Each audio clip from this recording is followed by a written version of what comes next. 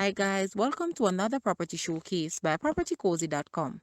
Nestled in the pristine hills of Spring Farm is this lovely garden house villa, which is a balance of elegance and comfort. Property comprises 10 bedrooms with 9.5 bathrooms overlooking the Caribbean Sea.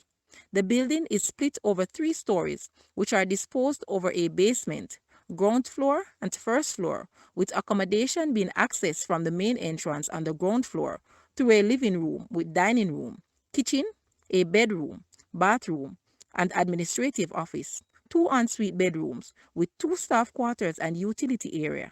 The first floor consists of 3 ensuite bedrooms with balconies projecting, while the basement consists of 5 bedrooms.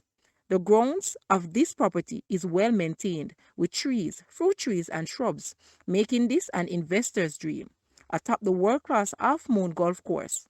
The spectacular perch is minutes from the best Jamaica has to offer in dining, shopping, sightseeing, nightlife, golfing, and beaches.